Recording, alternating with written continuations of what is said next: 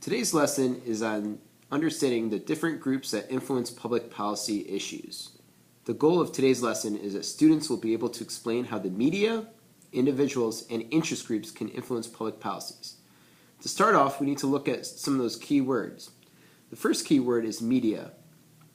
Media refers to communicating with a large amount of people. Examples of media include TV, the internet, and newspapers. Public policy means government laws or rules, usually to help the public in some sense or some way.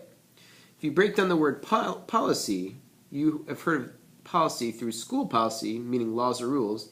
In public, it deals with the government. The government must take action. So government laws or rules. The next concept is interest groups. All it means is that a group of people come together who share a similar interest and they're trying to influence government policies. And the last key term is lobbyist.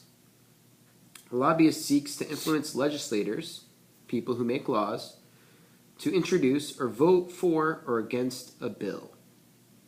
They are usually hired by interest groups. Now we're going to look at these three different groups in more detail. Now, please go to your handout that has different pictures on it. The first group we're going to look at is media. Again, we talked about media are examples of TV or newspapers. There are three main jobs or roles of the media in how they try to set the public agenda. They try to influence public policies. So this is the way that the media tries to do it.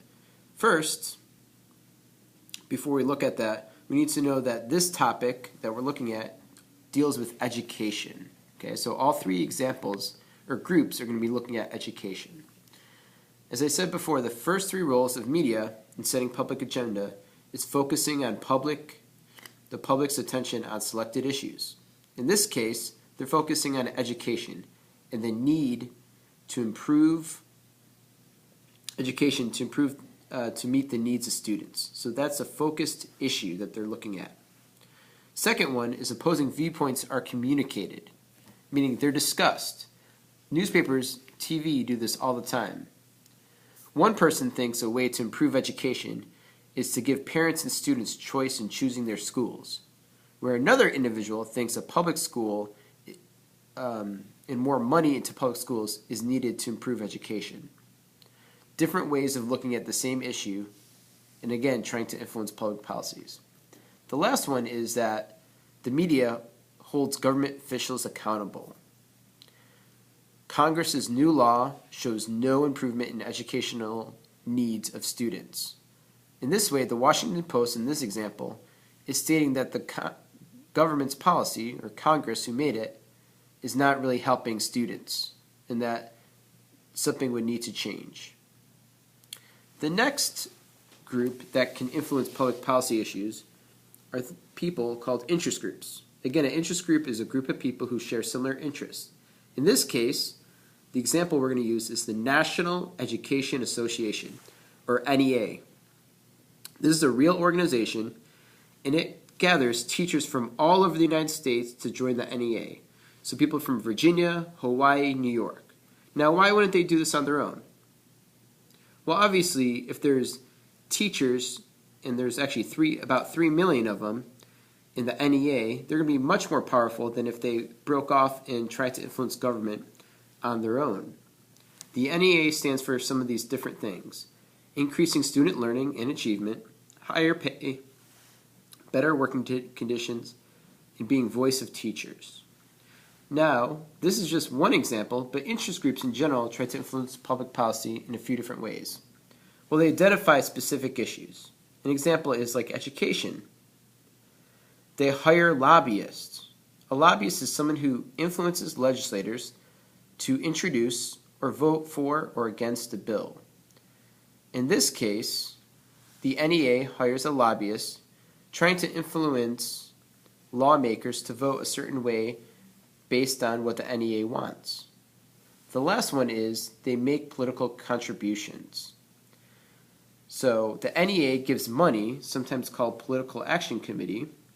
They give money to candidates who support their position. In this case, Senator Bob is a legislator, a person who makes laws, and he favors certain policies of NEA, so they give him money trying to help him win.